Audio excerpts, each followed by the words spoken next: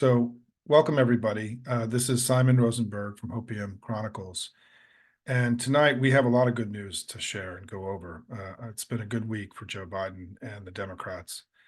And, the title of our talk tonight is going to be that 2023 was a really good year for us. Let's work together to make 2024 even better. That's the spirit in which we're approaching everything tonight. And I want to start by doing what we often do here, which is ground ourselves in these basic truths: that Joe Biden is a good president, the country is better off, and will have a strong case for re-election next year. The Democratic Party is strong in winning elections all across the country, and they have Donald Trump, the most disgraced, despicable person to ever run for higher office in all of our history. And so when I look at all that, what I think as we head into 2024 is that in every way possible, I would much rather be us than them. So let's get to it. I want to begin by just talking about the economic news of the last few weeks, which has been significant and is a reminder of just what a good president Joe Biden's been. Look, we've had a rough go in America and around the world, right? We had COVID and supply chain problems, and we had global inflation, and here we had insurrection, we had the invasion of Ukraine, we had a war in the Middle East. This has been a challenging time for the United States and for the people of the world. And I think we now know that we're sort of getting to the other side, that we're coming out the other end, that we're putting this period of disruption that COVID brought behind us, thankfully.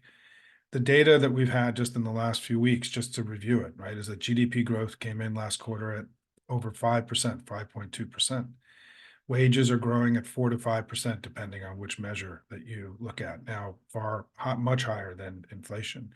Inflation was 0% in October and just 0.1% in November, well below the Fed target rate of 2%.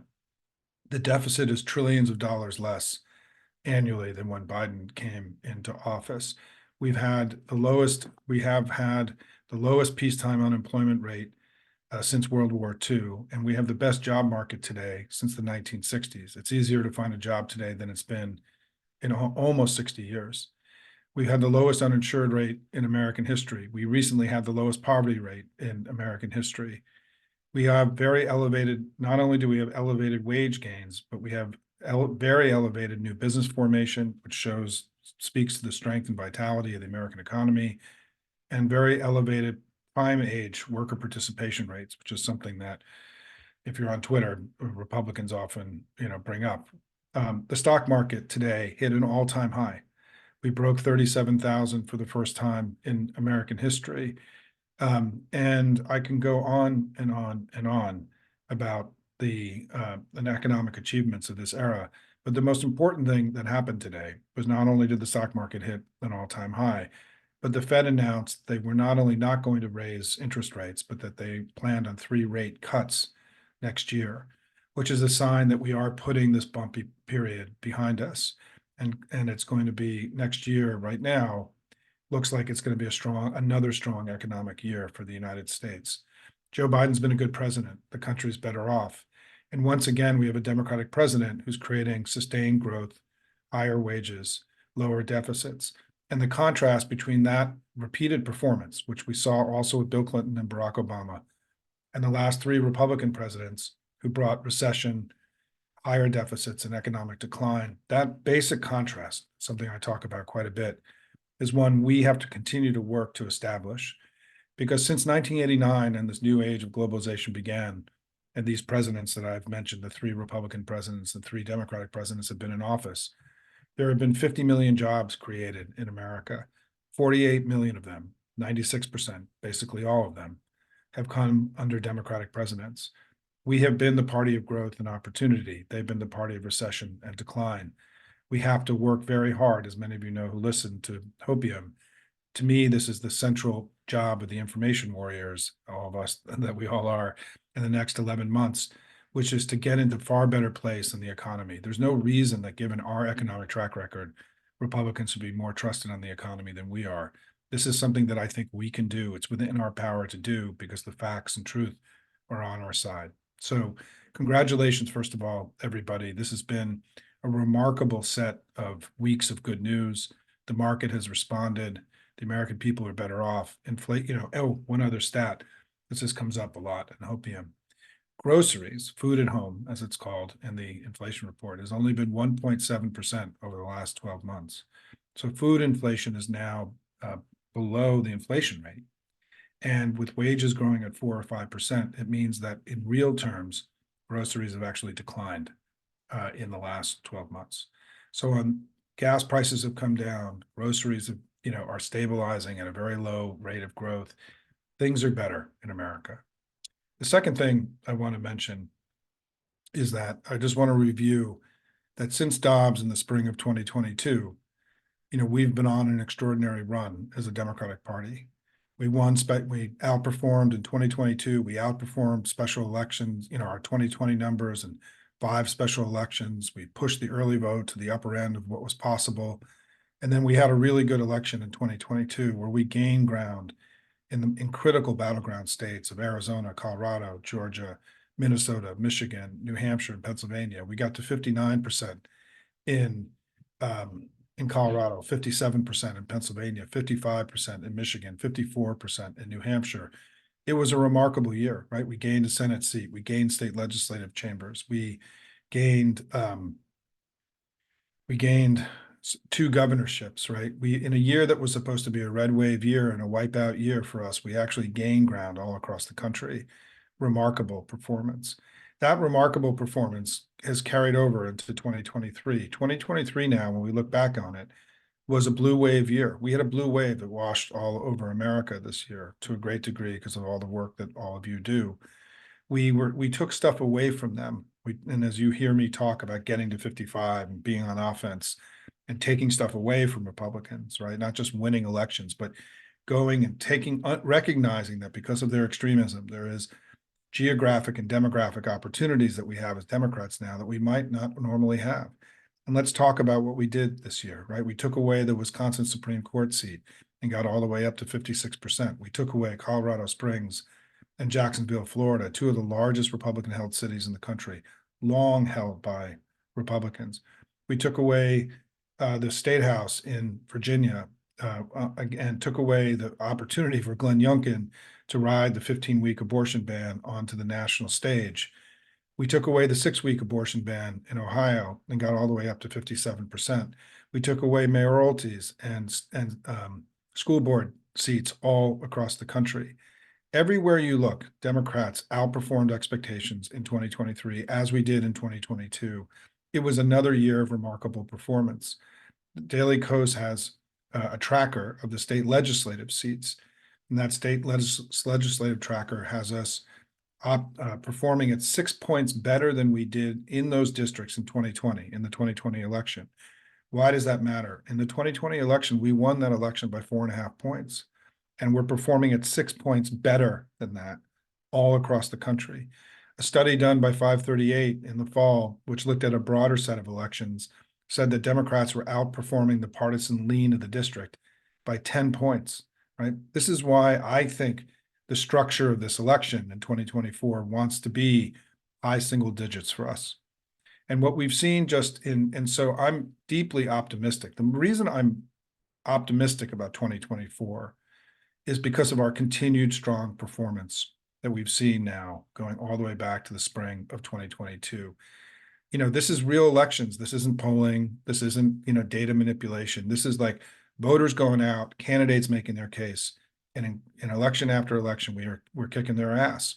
And that's really, for those of us in the business, right, that matters much more than any New York Times poll or Wall Street Journal poll, is that we're field testing our messages, our arguments, our candidates, and we keep outperforming them again and again and again. And as all of you know, I think one of the main reasons we're doing this is because the grassroots of the Democratic Party is answering the call of history. All of you are writing your postcards and making your calls and doing your texts and giving the money to the candidates, and we're building the strongest campaigns and the strongest Democratic Party that we've seen since I've been in this business in over 30 years. So I'm really proud of all of you for when history called and we needed to stand up for our democracy and our freedoms. All of you have been answering, and it's been very effective. And we should feel really good about what we did this year politically And we should feel very good about what's happened with the American economy. This has been an extraordinary year for the American economy. We should be proud of all of that. So let's talk about 2024. I feel good. I'd much rather be us than them. And here's why. First of all, we've been winning elections across the country. Second is the economy is continuing to get better, and the prospects next year look very good. There's no recession on the horizon. Rate cuts are coming. We should continue to see strong and steady growth heading into 2024. And as all of you know, that I've laid out here at Hopium, given the work that we did in places like in Virginia and Jacksonville and in Ohio and Wisconsin, I've sketched out an initial plan for what I'd like to do with Hopium in 2024. And I want to stay focused on growth, expansion, taking advantage of those demographic and geographic opportunities we have to grow our coalition and to continue to take stuff away from them. So what I've laid out is 3 tiers of what I think we're going to be working on. One is the presidential. That's what matters the most. Everyone's got to decide how they're going to be helping Joe Biden, the money they give, the volunteerism.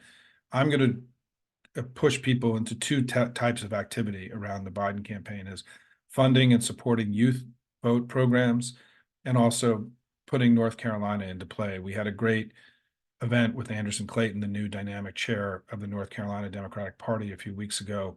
And my hope is that any marginal dollar that people have, if you're going to be putting into a state, let's put it into North Carolina. We need to flip that state. We barely lost in 2020, and we're going to have a real opportunity there, because not only do we have a great the likely gubernatorial candidate, Josh Stein, but they've got a super MAGA candidate that's going to give us an opportunity to look at Trump and Mark Robinson and really, I think, go back and seize terrain that we've lost in North Carolina.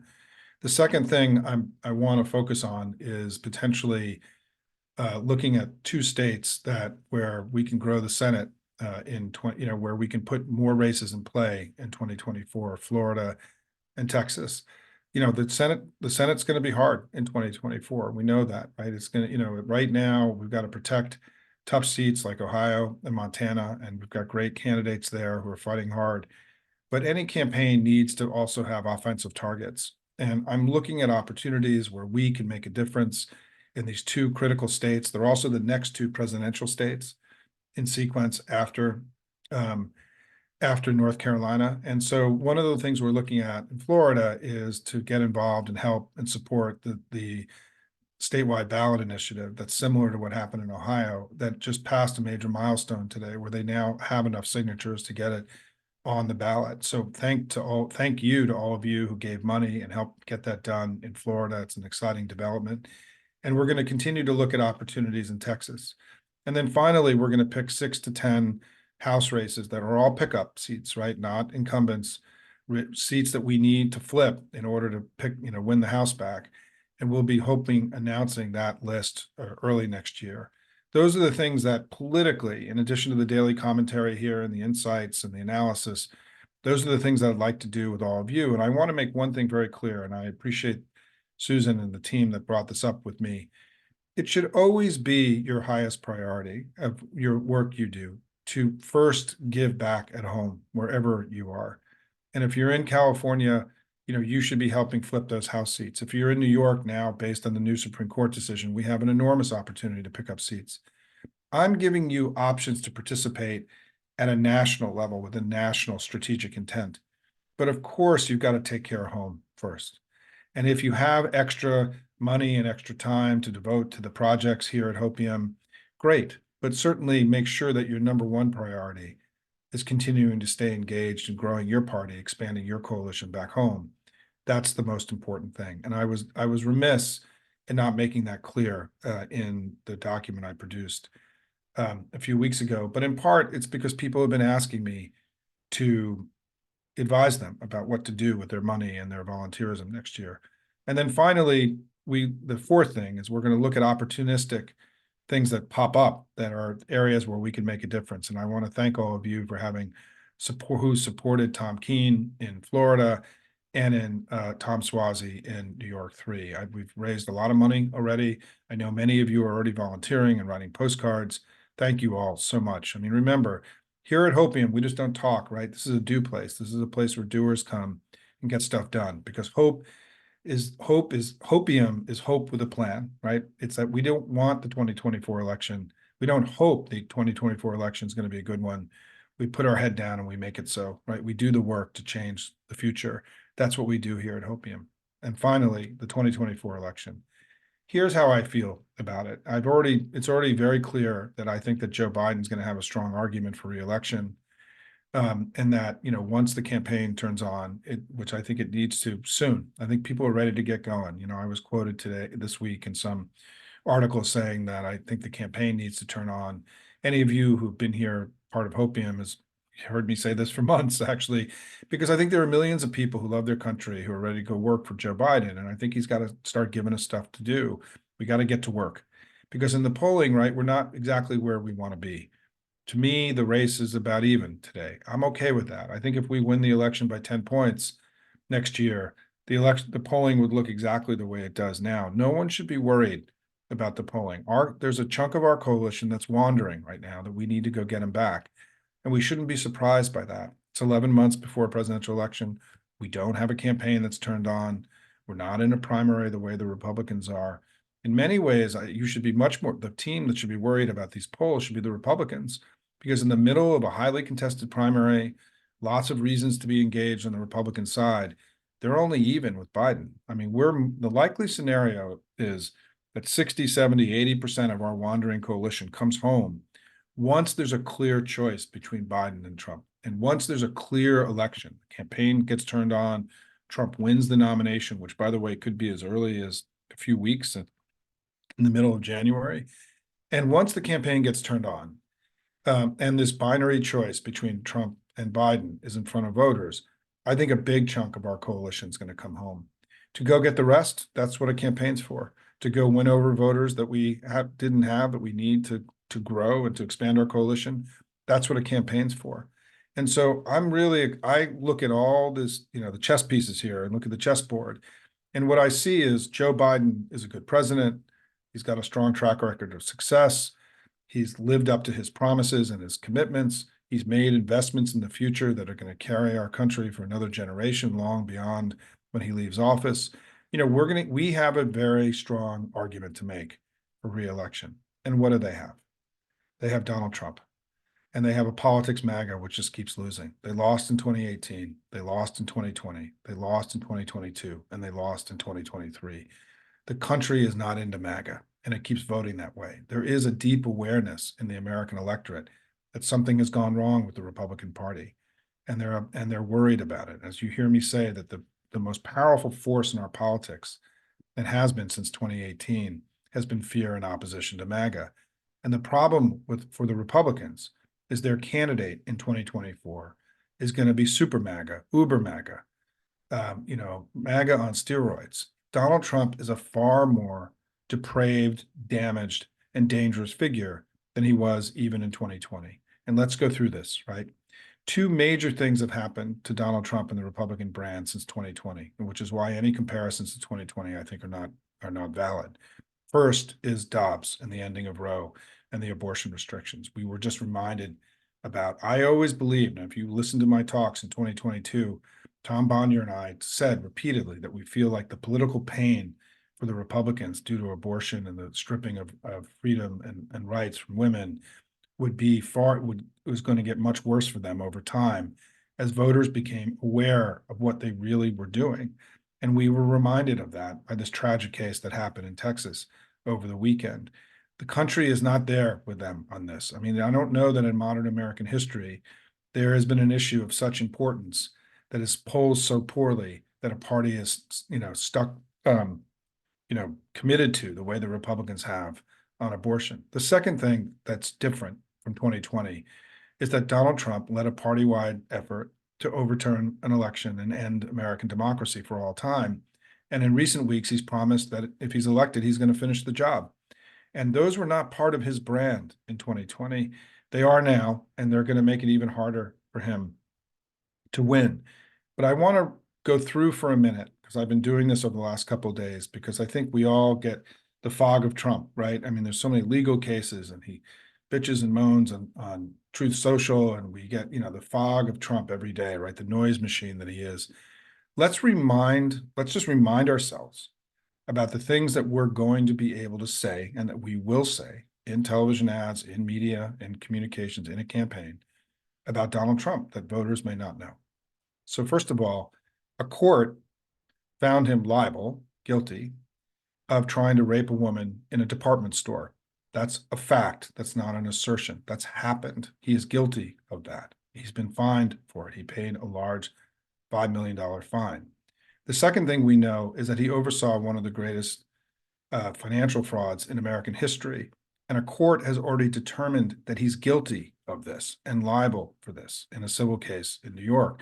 What's happening in New York now is going to be the damages, not just, but the issue of his guilt of having overseen a multi-decades long ongoing financial fraud of the taxpayers of New York and federally is settled. That's a fact. We can now say definitively that Donald Trump has overseen one of the largest financial frauds in American history. Third, what we can say is that Donald Trump may have committed the largest security breach in the history of the country and then lied to the FBI about it.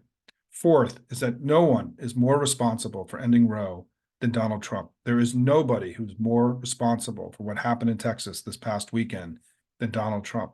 And we're going to hang that around his neck every single day of the election over the next 11 months. We also know, as we discussed earlier, that he led this party-wide conspiracy to overturn the election and end American democracy for all time. And he's promised to finish the job if elected. We also know that he's taken more money from foreign governments than any politician in the history of the country and is more corrupt, more overtly corrupt, and runs a more corrupt political operation than we've ever seen in modern American history. All of those things are going to be front of mind with voters in the coming months, because that's what campaigns do. They put information into people's heads. And when I've gone over this list in the last few weeks with people that I've hung out with, reporters, they kind of pull back and say, I forgot that all of that happened. And we could also, talk about his relation with Putin. I mean, there's 10 more things, right, that I didn't even have on there. I've been doing this a long time. We have more ammunition to define Donald Trump as unfit and out of the mainstream than any campaign has ever had in the modern history of the United States. And he's already lost, and they continue to lose with his politics. Friends, we should win. And we need to try to not just win in 2024, but we need to run up the score. We need to win by high single digits. We need to make sure that there's one fundamental message, that the country rejected MAGA, that this politics needs to go into the dustbin of history. And if we can win by a large amount, by 8, 9, 10 points, remember, Bill Clinton won his reelection in 96 by 8 points, right? If we can win by 8 points and make this election a clear repudiation of MAGA, potentially then, hopefully, right, the dark grip of MAGA will start to be loosened over the Republican Party. Because the only way I think MAGA goes is if they keep losing and Republican politicians decide they can't win anymore with this politics.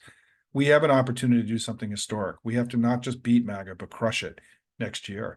And that's why we have to work so hard on this idea of expansion and growth, right? We have to grow our coalition, make it bigger, and help Joe Biden win this election big, flip the House, keep the Senate, and do what the country needs us to do. I mean, what we try to do here at Hopium, the reason I founded it was that I wanted to create a community committed to the idea that we were working together to ensure that freedom and democracy prevailed here and everywhere. That's what we do. We've had a great year together so far, everybody.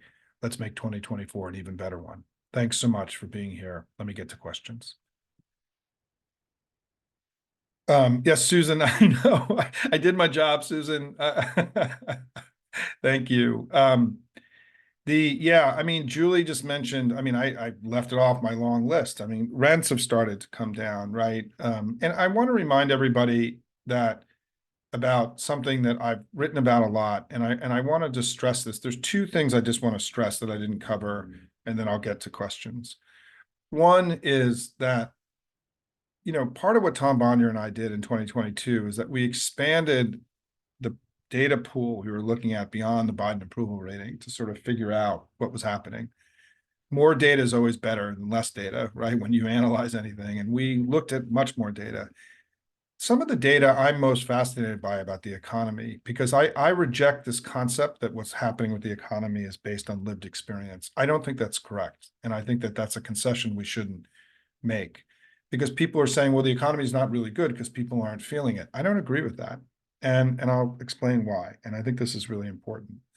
If you look at some of the data I've been sharing with you, where we ask people about questions about their life satisfaction, their satisfaction with their job, their satisfaction with their income, right? Which is a different set of questions than do you think the economy is good, right? Those answers, the answers to those questions are up in the 60s and 70s and 80s. There's enormous life satisfaction in America. There's enormous satisfaction with their people's work, and it's gotten much higher during hybrid work and remote work because people can spend more time with their kids and their families. 55% of work of people in the poll that I used to look at this, the Economist YouGov poll, said they're happy with their income and how much money they're making. So there's actually broad and deep satisfaction in the American electorate about people's lives and income and work.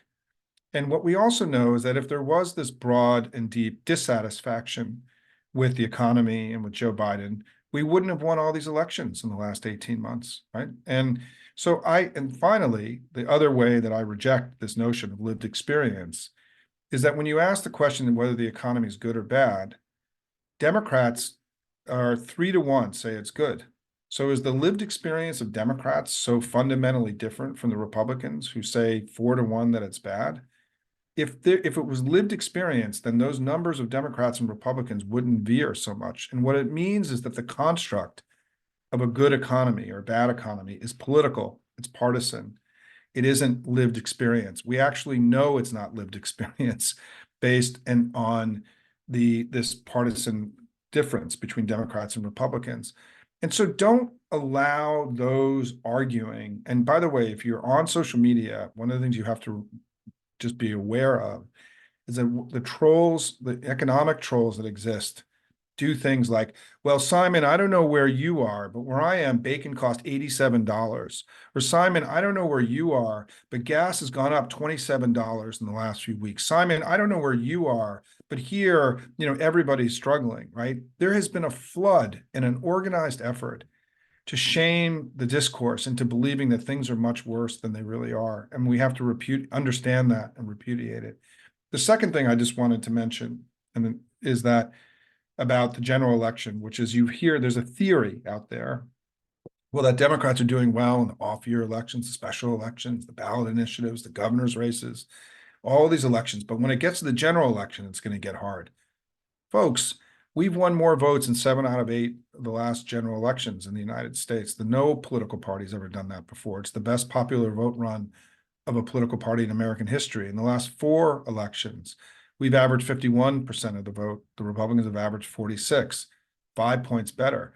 The last time we averaged 51% over 4 elections was during FDR's 4 elections in 1932, 36, 40, and 44. We're on the best popular vote run that we were on at a presidential level since the 1930s and 40s. So when the electorates got bigger, we actually keep winning, right? And we keep getting more votes. Sometimes we win, right? And so I think that we should be very optimistic about the math, the data, the structure, all these things that people look at to understand where we are. Because I think that right now, the national media is overly discounting Trump's problems. I think he's being given a pass for now. Well, we're not going to give him a pass. We have an information job to do in addition to promoting Joe Biden and the Democrats. We've got to make sure that we remind people about who he is and what he's talked about and what he represents, because I think the country's already rejected it again and again and again, and I think they will in 2024. So let me just go through, I'm just going to go through some of the written questions first. Here, and I'm vamping a little bit, and there are a lot of questions. So give me a second. Let me respond. Yeah, look, I think the question about third party, this always comes up. I'm a little bit less freaked out about the third party groups than others are, because first of all, our response to all of them is the same, which is we have to build up Joe Biden, right? Like that's the fundamental response to this. The stronger he is, the bigger his lead is, the less the third party groups will matter. I don't know that No Labels is going to run a candidate. I think Robert Kennedy, I think what we're going to have to do, I do think the Biden campaign is going to have to run a campaign against potentially 3 or 4 opponents, right? I mean, there's never been a presidential race where a presidential campaign has had to run against 3 or 4 people.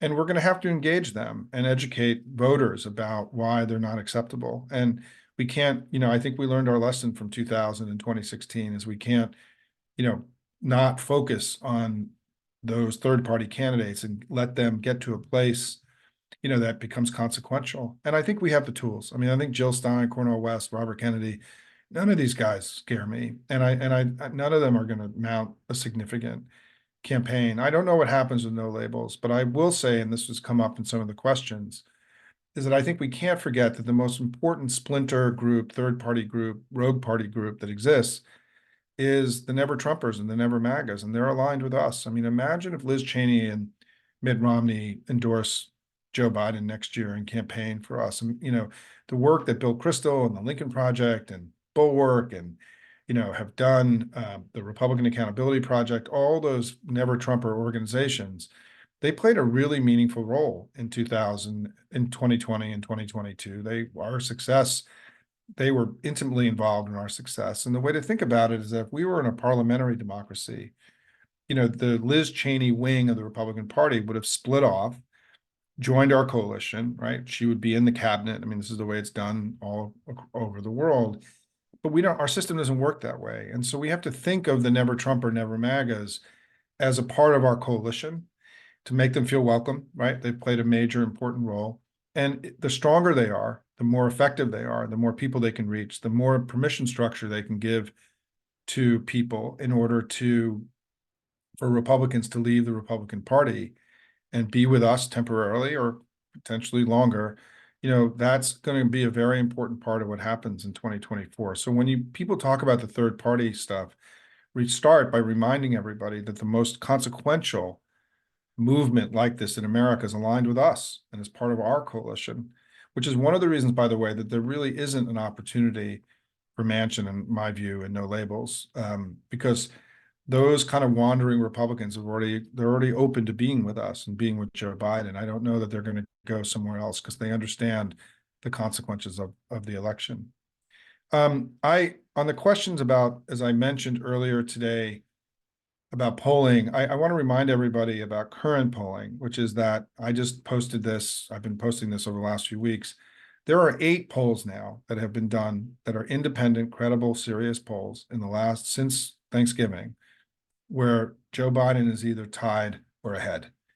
There are polls showing him down, but not all the data is pointing in the same direction, which means that the polls that are showing him down can't be the only way that we understand the current moment. And so my view is where I think when you look at all the polls, the race is even. We may be up a point or two based on margin of error. They could be up a point or two. But Donald Trump is not definitively ahead in this election. And anyone who says he is operating outside of what the data is telling us, which is that there have been at least half, if not more, of the polls taken in the last since Thanksgiving have Biden either tied or ahead. I mean, my favorite version of this is the CNN poll this week had Biden down in Michigan, and the next day the Reuters poll that came out had Biden ahead in the battleground states by 4 points, right? So, the polling, if you look at all the polls, there are plenty of polls that are fine for us, right? We're not losing this election. Donald Trump's not ahead, right? Polls 11 months out are not really polling the election. They're polling people's vibes, right? And as I said, the way to think about this is that a chunk of our coalition has wandered. We got to go get them back. And so don't be worried about the polling. I'm not. I will tell you right now, I'm not. And also remember the cardinal rule of Hopium about polling is that polling cannot predict anything. All polling can do is tell you where things are today. They can't tell you where things are tomorrow. They certainly can't tell you where things are going to be 11 months from now. And so any effort to try to project the current data onto next year is pushing the data to a place that it can't really go. The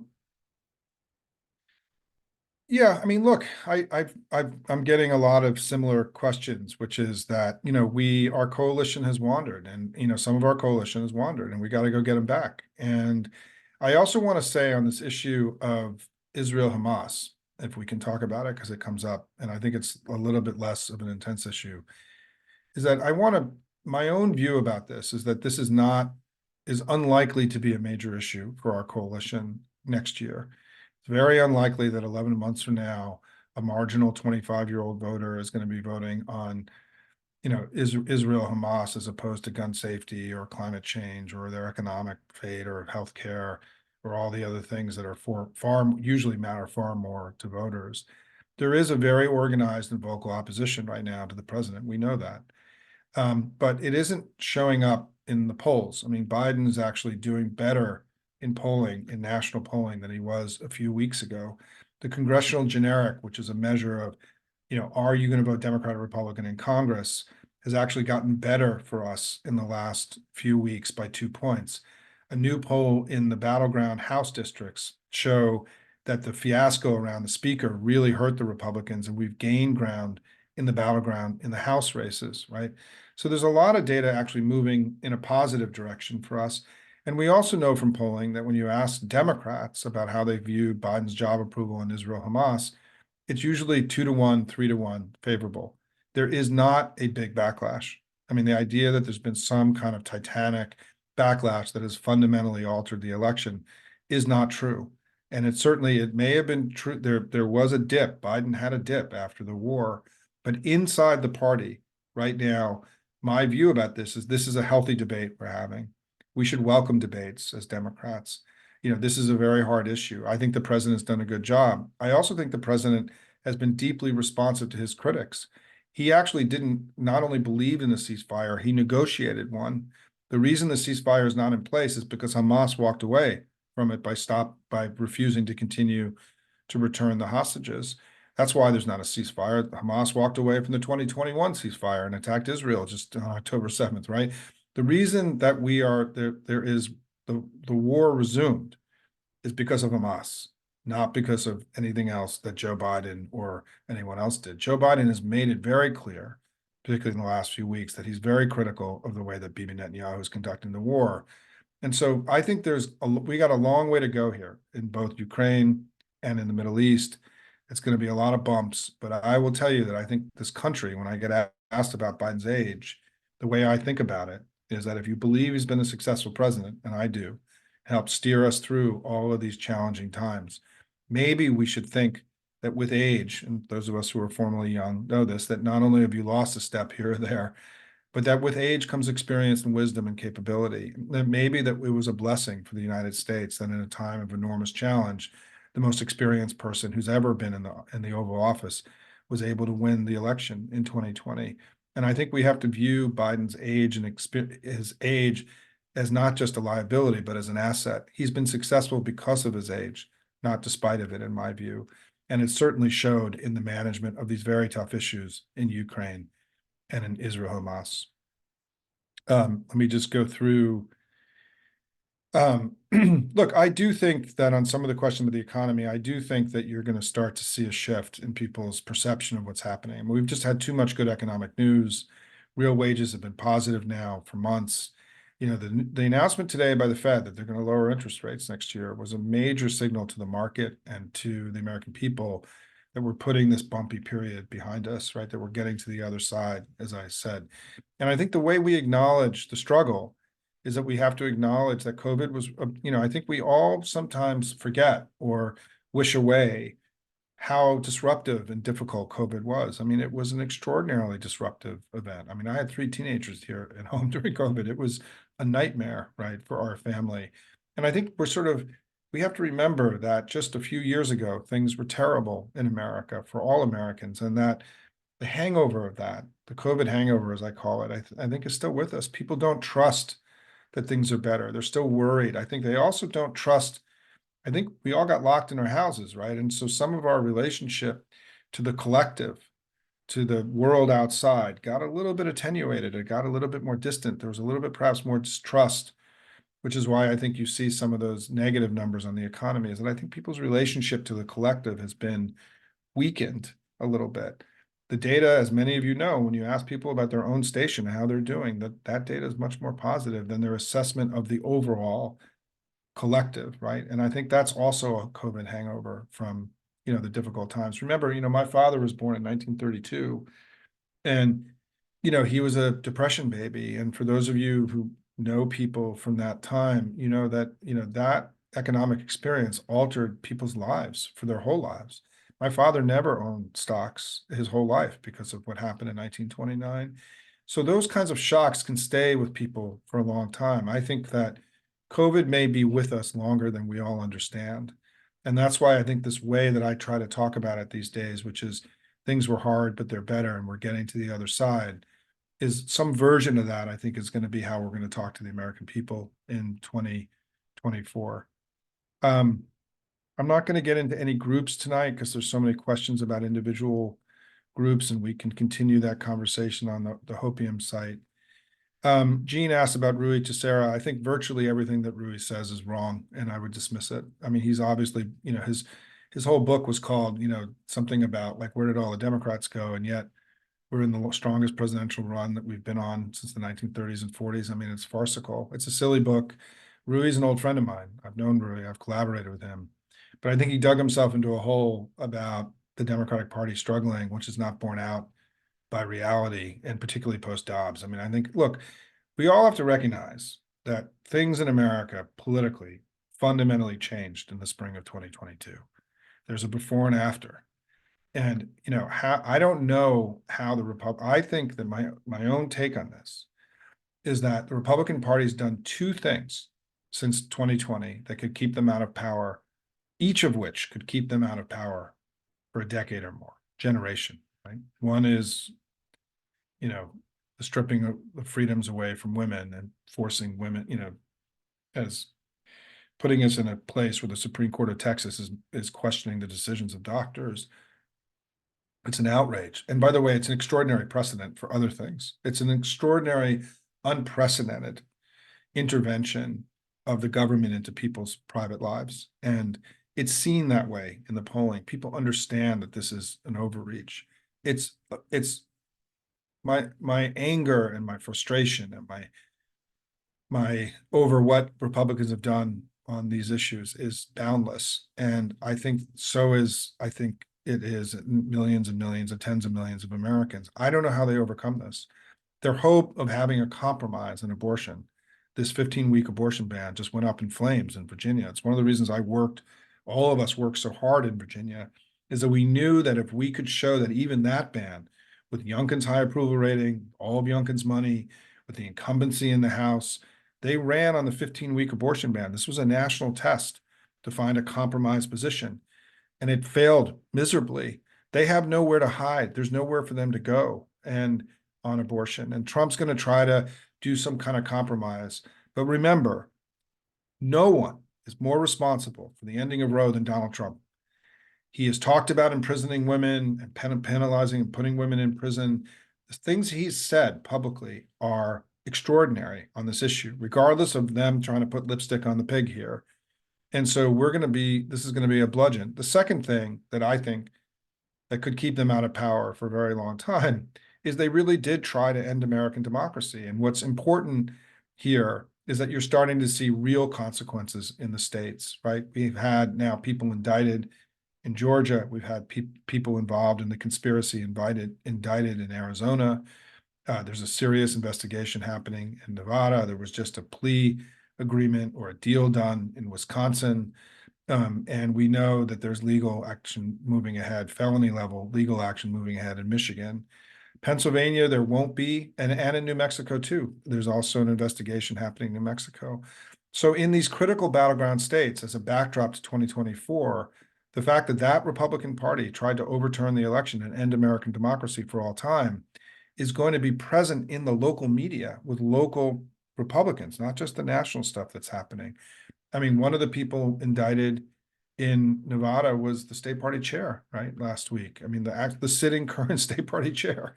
And, so I think that the consequences, and look, trying to overturn an American election and end American democracy for all time should cost them something in the election. And I think we're going to be able to use it to cause a lot of pain. So it's, as somebody who's been in this business for a long time, again, I just want to remind everybody that the ammunition that we have to define them as unfit, dangerous, unworthy of people's support is more than anyone has ever had.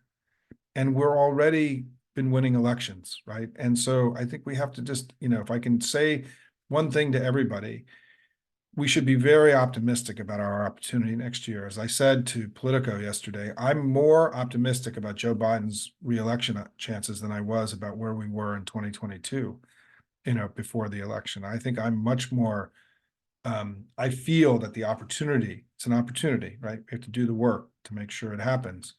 But the opportunity we have to have the election we all want to have next year is within our grasp. I think we have the power to, we have control here of our own destiny if we do the work and execute well together over the next 11 months. Let me just see about,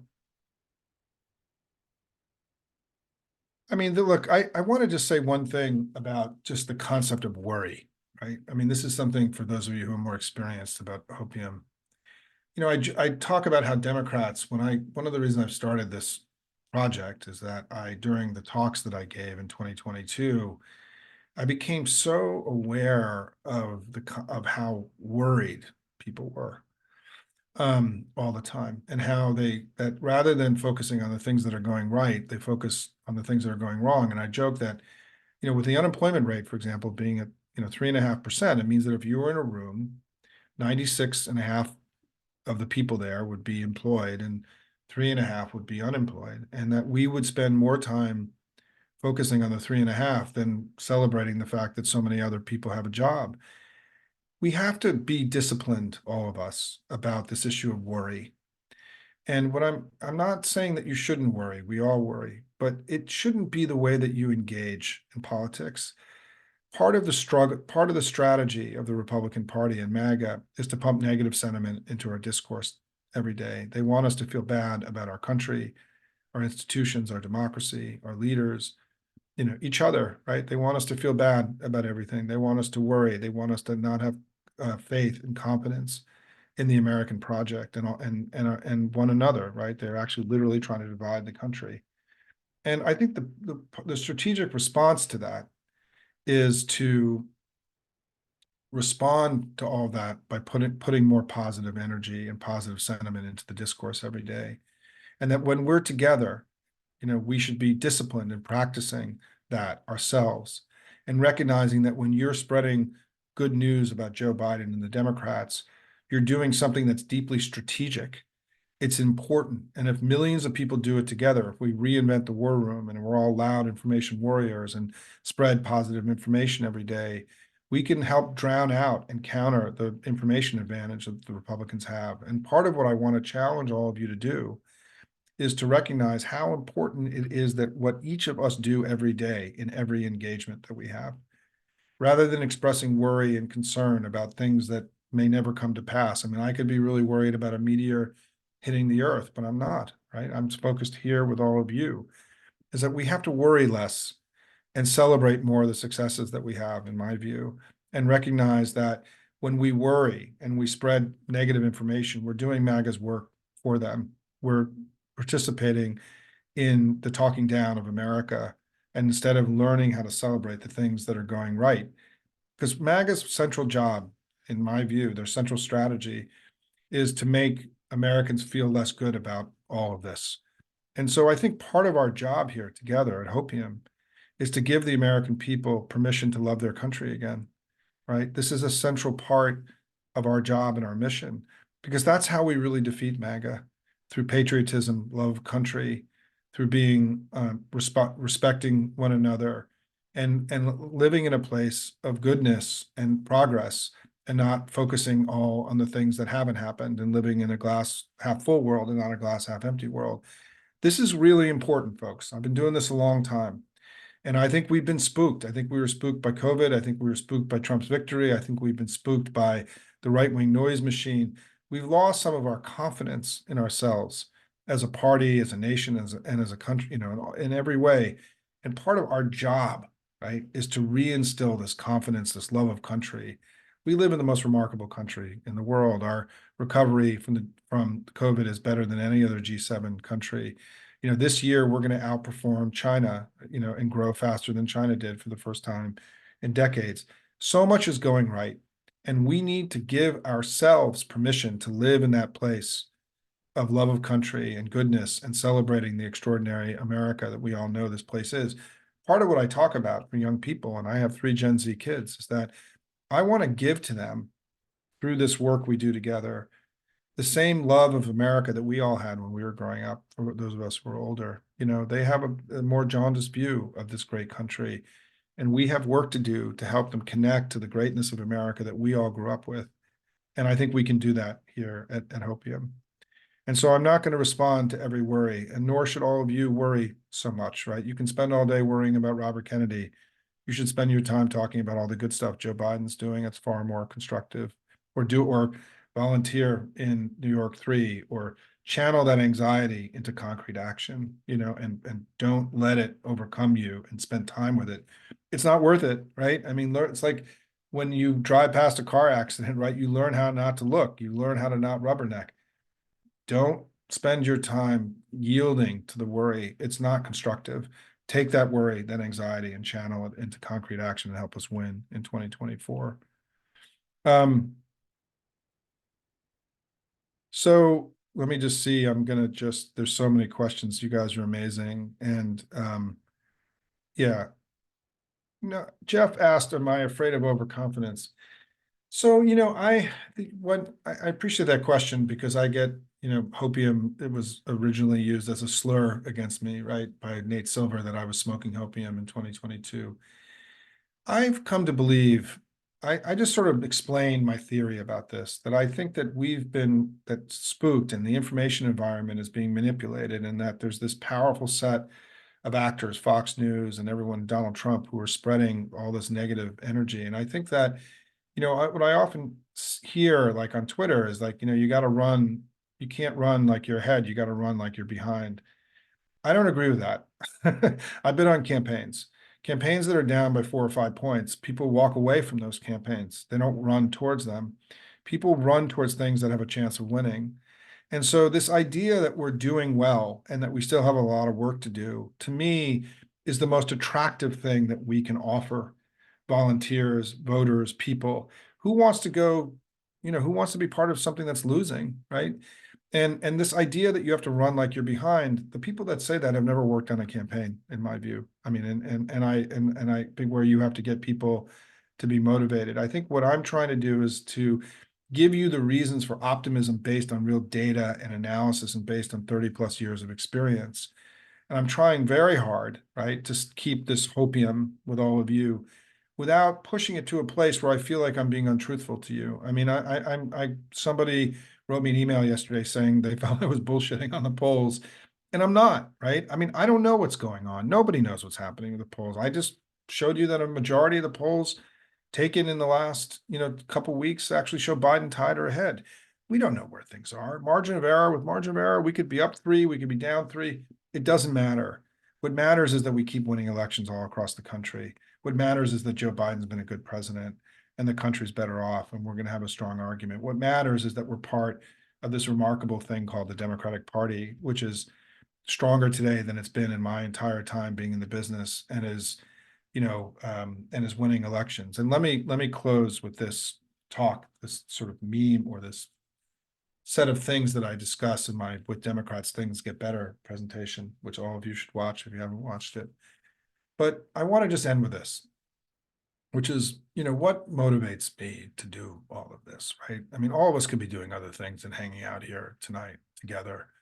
And what motivates me is that I go back to 1941, when FDR gave his famous Four Freedoms speech, where he laid out his vision for the world, that the world could be based on freedom, 4 freedoms, and not based on dominion or authoritarianism or totalitarianism. That what he was responding to was that he wanted to essentially export the American experiment to the rest of the world, and build a world on top of this foundational value of freedom, right? Joe Biden talks about freedom all the time. It's a direct connection. At that point, that speech basically put the Democratic Party, it created this foundational value for us around freedom. And as you know, our party went and won World War II.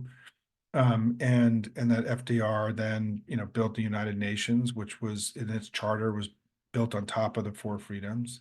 The Universal Declaration of Human Rights, which just had its anniversary in 1948, was built on top of the four freedoms. And so the entire world that was built after World War II was built on top of these four freedoms and the concept of freedom. And that world that FDR imagined, right, has turned out to be a golden age in human history. There's never been a better time to be alive in the history of the world than in the period after World War II. We've had no great global conflagrations. We've seen unprecedented gains in life expectancy. Life expectancy in the 40s was 45 years old around the world. It's in the 70s today. Extreme poverty has plummeted around the world, and opportunity for regular people all around the world is unprecedented here and everywhere. More people have the opportunity to do and to contribute to the world than any time in human history. This is a golden age to be alive. And I should have mentioned that there's more people living under democracies in recent years than any time in human history. This is a golden age to be alive. And that golden age came about because of us, because of the Democratic Party. We created that golden age. We built the world that allowed there to be unprecedented opportunity for the people of the world. And that golden age, that world, that Pax Americana, the liberal international order, as it's so clumsily called, the world that we imagined and built started in the 1940s and that we fought very hard to maintain and grow and modernize over all this time. That's what's being challenged in Israel by Hamas attacking Israel. That's what's being challenged in Ukraine with Russia and their ally Iran. Iran, by the way, allied with Hamas, allied with Russia. That's what China is trying to do to build a separate and competing international order. That international order that has created so much opportunity and so much freedom and so much capability for the people of the world is under threat in a very serious way. And that's why we're all here, right? We're here because we're part of the most noble political experiment in American in the history of the world. The Democratic Party has done more good for more people than any other organized entity in the history of global politics. But we also know we were called once before in the 1940s to ensure that freedom and democracy prevailed in the United States and everywhere, and we're being called again, right? This is a bigger moment than I think that many people understand. The conflict that we're now seeing play out that is challenging this global order and this system based on freedom is a serious one. And that's why we need to back our president and help him get through what are enormous challenges. It's why we need Ukraine to get funded and Israel to get funded, and we need to continue to grow and modernize and adapt this global system that has created this golden age for human history. I mean, for humanity. That's why we're here. That's why I'm here. That's the work that we have to do because we are blessed and lucky to be part of the most consequential political force for good in all of human history. And we've got a lot of work to do to make sure that that world that we built, that we imagined and built and have fought so hard to maintain is there for our kids and our grandkids. And the questions around that are rising every day. The work we do here is consequential. We are here together, not just to spread hopium, to talk politics, but to ensure that freedom and democracy prevail here and everywhere. We're kicking ass. We're doing good. We had a great year. Let's make 2024 even better than 2023. Thanks, everybody, very much. Appreciate it. Have a good night. I'm going to go eat some dinner. Take care.